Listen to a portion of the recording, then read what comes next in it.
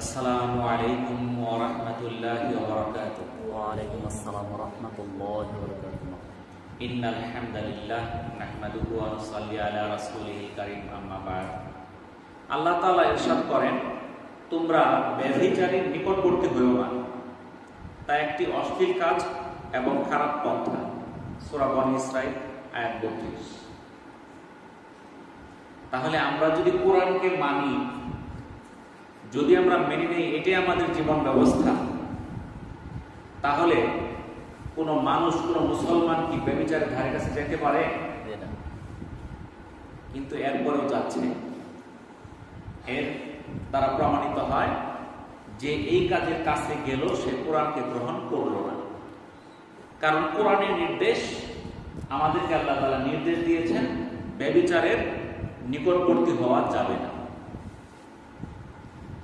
রাসূলুল্লাহ সাল্লাল্লাহু আলাইহি সাল্লাম বলেন, কিয়ামতের অন্যতম আলামত হচ্ছে এলেম উঠিয়ে নেওয়া হবে, মূর্খতা ছেয়ে যাবে, প্রকাশ্যে মদ পান করা হবে এবং প্রকাশ্যে ব্যভিচার সংঘটিত হবে। এটা সহিহ বুখারীর আয়াত নাম্বার ৮০, সহিহ মুসলিমের ২৬৭১ নাম্বার হাদিস। আব্দুল্লাহ ইবনে মাসউদ রাদিয়াল্লাহু তাআলা আনহু থেকে বর্ণিত, কোন জাতির মধ্যে ব্যভিচারের ব্যাপক প্রচার ও প্রসার ঘটলে তারা নিজেরাই যেন হাতে ধরে তাদের উপর আল্লাহ তাআলার আযাব নিপতিত করে। অর্থাৎ যখন কোন জাতির মধ্যে ব্যভিচার ব্যাপক হারে ছড়ায় পড়ে, প্রচার প্রসার ঘটে, তখন তারা নিজেরাই যেন হাত ধরে তাদের উপর আল্লাহর আযাব নিপতিত করল। রাসূলুল্লাহ সাল্লাল্লাহু আলাইহি সাল্লাম বলেছেন, বিচার দিবসে ৩ ব্যক্তির সঙ্গে কথা বলবেন না, তাদের দিকে তাকাবেন না, তাদেরকে পবিত্র করবেন না, এবং তাদের জন্য রয়েছে যন্ত্রণাদায়ক শাস্তি। তারা হলো ব্যভিচারী, মিথ্যাবাদী শাসক আর অহংকারী দরিদ্র। কোন ৩টা শ্রেণী? ১ নাম্বার ব্যভিচারী, ২ নাম্বার মিথ্যাবাদী শাসক, ৩ নাম্বার অহংকারী দরিদ্র। রাসূলুল্লাহ সাল্লাল্লাহু আলাইহি সাল্লাম মেরাজের রাত্রিতে ব্যভিচারের শাস্তি দেখেছেন। রাসূলুল্লাহ সাল্লাল্লাহু আলাইহি সাল্লাম শাস্তির বর্ণনা করেন, আমরা চুলার মধ্যে একটি গর্তের কাছে পৌঁছালাম, দেখলাম এতে বেশ কিছু নগ্ন নারী পুরুষ রয়েছে, আর নিচের দিক থেকে বের হওয়া আগুনের লেলিহান শিখা তাদের স্পর্শ করছে। তাদের লেলিহান শিখা তাদের স্পর্শ করে, তারা উচ্চ আওয়াজে চিৎকার করে ওঠে। তারা হলো ব্যভিচারী নারী পুরুষ। সহিহ বুখারী ৭০৪৭ নম্বর হাদিস। তারা যারা ব্যভিচার করবে, যে সকল নারী কিংবা পুরুষ জড়িত থাকবে, তাদেরকে জাহান্নামে এমন একটা গর্তে রাখা হবে যেখানে জ্বলন্ত আগুন থাকবে, আগুনের শিখা তাকে স্পর্শ করবে। এই ব্যভিচারের সম্পর্কে রাসূলুল্লাহ সাল্লাল্লাহু আলাইহি সাল্লাম বলেন, চোখের ব্যভিচার হলো দেখা, কানের ব্যভিচার হলো শোনা, জিহ্বার ব্যভিচার হলো বলা, হাতের ব্যভিচার হলো ধরা, পায়ের ব্যভিচার হাঁটা। মন কামনা করে আর লজ্জাস্থান তার সত্য বা মিথ্যায় পরিণত করে। এটা সহিহ মুসলিমের ২৬৫৭ নাম্বার হাদিস। তাহলে জিনাটা কিন্তু প্রত্যেকটা অঙ্গেরই হইতে পারে। চোখ দিয়ে গায়ের মাহরম ব্যক্তির দিকে তাকায় থাকা, গায়ের মাহরম কোন মহিলার দিকে তাকায় থাকা, এটা চোখের জিনা। তাদের কণ্ঠস্বর শোনা, গায়ের মাহরম ব্যক্তির সঙ্গে কথা বলা, অশ্লীল বাক্য শোনা, এগুলো কানের ব্যভিচার। জিহ্বা দিয়ে অশ্লীল বাক্য বলা, হাত দিয়ে স্পর্শ করা, এগুলো হাতের ব্যভিচার। পায়ে হেঁটে সেই ব্যভিচারের দিকে অগ্রসর হওয়া, সেটা পায়ের ব্যভিচার। তাহলে সেগুলো আমাদের দ্বারা হচ্ছে কিনা? এগুলো হচ্ছে, সরাসরি হচ্ছে, টিভি দেখার মাধ্যমে হচ্ছে, মোবাইল দেখার মাধ্যমে হচ্ছে, বিভিন্নভাবে এই যে চোখের কানের জিনা হয়ে যাচ্ছে। আমাদের দৃষ্টিকে হেফাজত করতে হবে।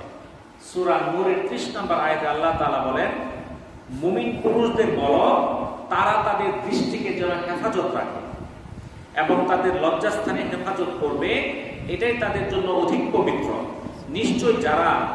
নিশ্চয় তারা যা করে সেই সম্পর্কে আল্লাহ সম্যক অবহিত। এটা সূরা নূরের 30 নম্বর আয়াতে আল্লাহ তাআলা বলে দিলেন। তাহলে মুমিন পুরুষ যারা, আল্লাহ তাআলা নির্দেশ কি দিলেন? তাদের দৃষ্টিকে হেফাজত করার জন্য, দৃষ্টিকে সংযত করার জন্য, লজ্জাস্থানে হেফাজত করার জন্য।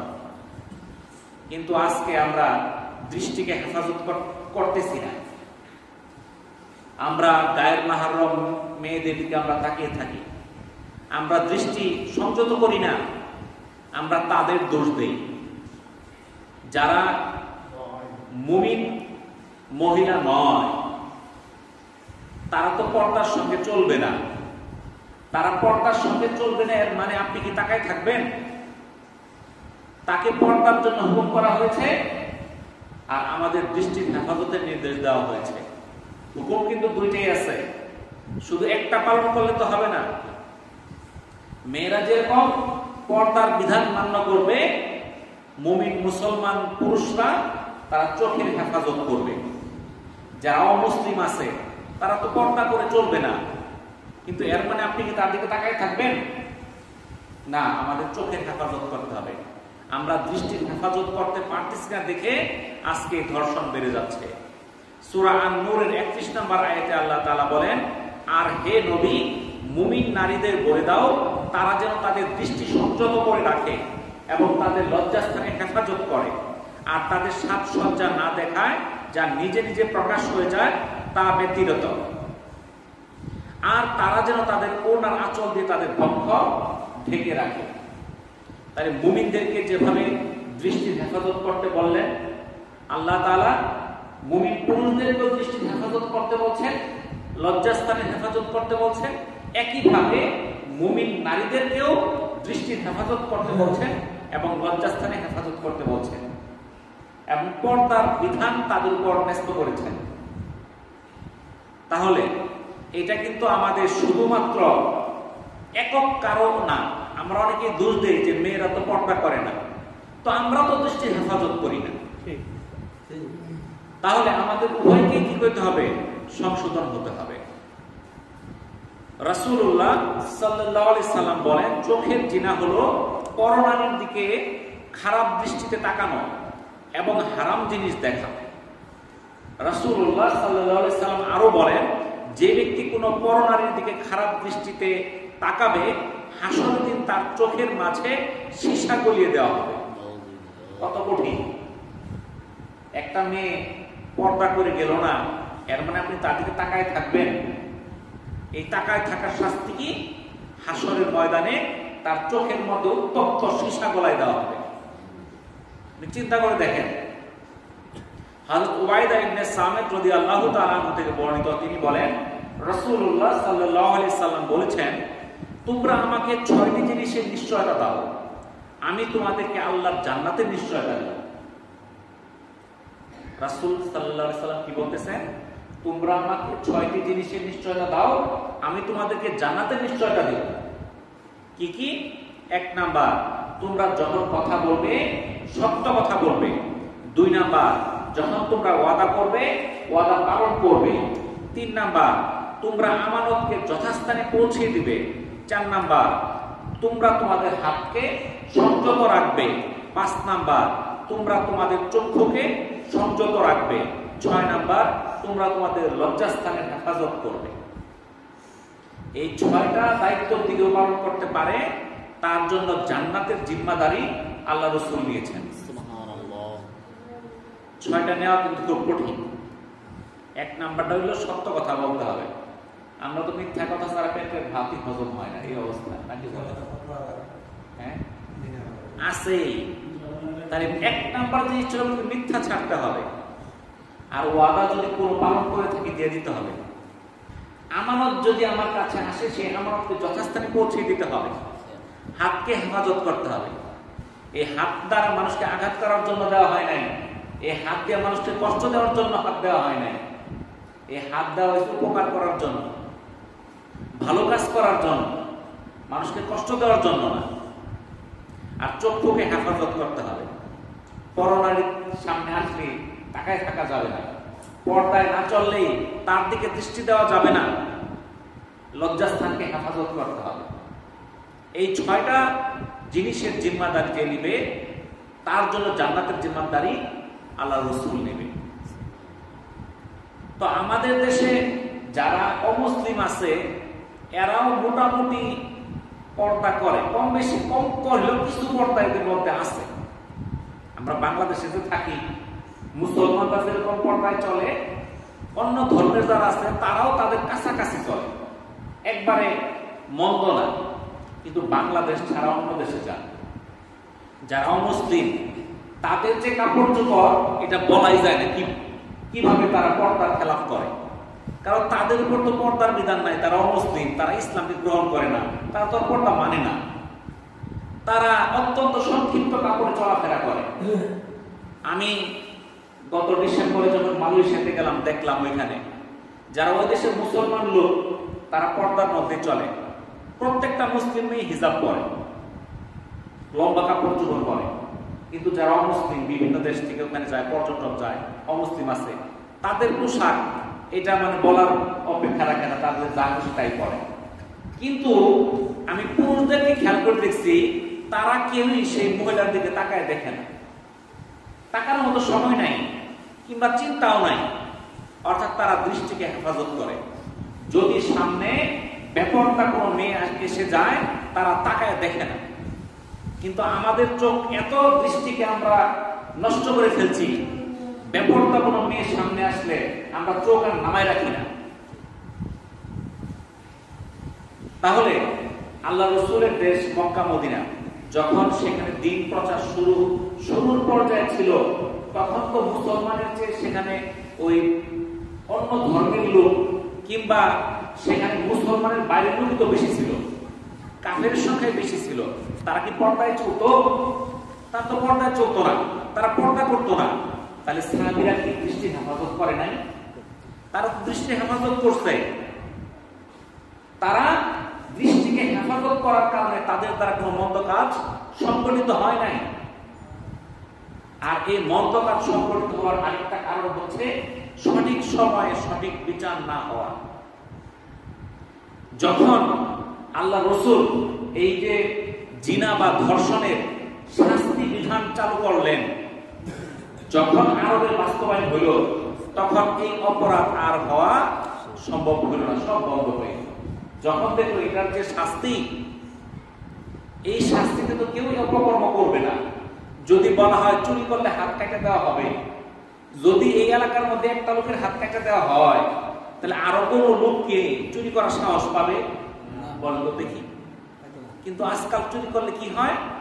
এই দুই একটা পিটনা দিয়ে ছেড়ে দিল, তাকে জেল খাটাইতে গেলে বড় জোর 3 মাস। যদি একটি মেয়ে যদি ধর্ষণের শিকার হয়, সে এই যে ভিকটিম এটা প্রমাণ করার জন্য তার আদালতের দ্বারে দ্বারে বছরের পর বছর ঘুরতে হয়, এমনকি 5, 10, 20 বছরও লাগে। তখন দেখা যায় যে এই বিচার সে করতে পারে না। কারণ যদি সে দরিদ্র হয়, সে মামলা চালানো তার খরচ নাই। যে ধর্ষণ করছে সে যদি টাকাওয়ালা হয়, সে অনেক টাকা খরচ করে, ও সে 1 মাস পরে জামিন নিয়ে আইসা পড়ে, তার কিছুই হয় না। এমনকি তাকে হাজত পর্যন্ত উঠাইতে পারে না। আমাদের দেশে একদল আইনজীবী আছে, আমরা যাদেরকে উকিল বলি, আইনজীবী। এরা টাকার বিনিময়ে অপরাধীকে, সে জানে এই লোকটা অপরাধী, কিন্তু সে তাকে নিরপরাধ প্রমাণ করে। যদি কোনো আইনজীবী কোনো অপরাধী ব্যক্তিকে জেনে শুনে তাকে নিরপরাধ প্রমাণ করে, তাহলে সেই অপরাধী ব্যক্তি যেই পাপ কাজ করেছে, সেই পাপ কাজের যে শাস্তি হবে, তাকে যে সেই কাজ থেকে বাঁচাইলো, সেও সমান পাপের ভাগিদার হবে। বুঝতে পারছেন? সে যে ধর্ষণকারীকে বাঁচাই দিল, মিথ্যা তাল বাহানা দিয়া, মিথ্যা প্রমাণ দিয়া, বড় সাক্ষী নিয়ে আসো 5 জন 10 জন। আসলে এই কর্মকাণ্ড যখন হয়, তখন কি সাক্ষী আশেপাশে 8-10 জন থাকে নাকি? প্রমাণ করাই তো কঠিন হয়ে যায়। মেডিকেল রিপোর্ট টাকা দিয়ে চেঞ্জ করে ফেলে। যদি কি থাকে, সেখানে বড় কোনো তার নেতা থাকে, দলীয় প্রভাব থাকে, তার মামলাই করতে পারে না, থানাতে মামলাই নেয় না। তাহলে এই যে বিচারহীনতা, এই বিচারহীনতার কারণে আজকে ধর্ষণ বেড়ে যাচ্ছে। যদি সঠিক বিচার হয়, আজকে ঘটনা ঘটেছে, কালকেই বিচার হয়ে যাবে, এক সপ্তাহের মধ্যে বিচার হয়ে যাবে। মানুষ যখন দেখবে যে না এই অপকর্ম করলে বিচার হয়, তখন এইদিকে মানুষ আর আগাবে না। আর যখন দেখে যে এই কর্মকাণ্ড তো প্রতিদিনই হচ্ছে, বিচার তো হচ্ছে না, যেখানে ফেব্রুয়ারি মাসে প্রতিদিন গড়ে 12টা এই ধর্ষণের মামলা হচ্ছে, প্রতিদিন 12টা মামলা, তাহলে 12টা ছাড়াও তো আরো মামলা ছাড়াও তো আরো হয়েছে, বিচার কয়টা হয়েছে ফেব্রুয়ারি মাসে, রায় কয়টা হয়েছে আপনি দেখেন। যদি দেখা যায় তো যে প্রতিদিনই তিনটা চারটা বিচার হচ্ছে, আমাদের দেশে ইসলামী আইন নাই, কিন্তু রাষ্ট্রীয় আইন যেটা আছে সেটাই বাস্তবায়ন করুন। ওইটাও যদি বাস্তবায়ন করে তাহলে ধর্ষণ দেশে হবে না। আমাদের দেশের আইনজীবীরা যদি এই চিন্তা করে আমি কোনো অপরাধীর পক্ষ নেব না, আমি ন্যায় বিচার প্রতিষ্ঠা করব, সে যদি অপরাধী হয় তাকে অপরাধী সাব্যস্ত করব, সে যদি অপরাধী না হয় তাকে নিরপরাধ সাব্যস্ত করব। কিন্তু কোন অপরাধীর পক্ষ নিয়ে কোন আইনজীবী যদি কোন অপরাধীকে বাঁচায় দেয়, তাকে হাসরের ময়দানে তাকে অপরাধী হিসেবে উঠানো হবে। এবং একজন আইনজীবী যদি জীবনে শত শত হাজার হাজার অপরাধীকে বাঁচায় থাকে, এই হাজার হাজার অপরাধের শাস্তি তার আমলনামায় সংযুক্ত হবে। এবং এই সারা দেশে তাকে দেখা সে যে হাজার হাজার মানুষকে নিরপরাধ প্রমাণ করলো, এটা দেখে আরো মানুষ বিভিন্ন অপকর্মে সংযুক্ত হইল, উৎসাহিত হইল, এই তাদেরকে উৎসাহিত করার শাস্তিও সে পাবে। তাহলে এই কাজগুলো কর্মগুলো যারা করতেছে তাদেরকে বিরত থাকা উচিত।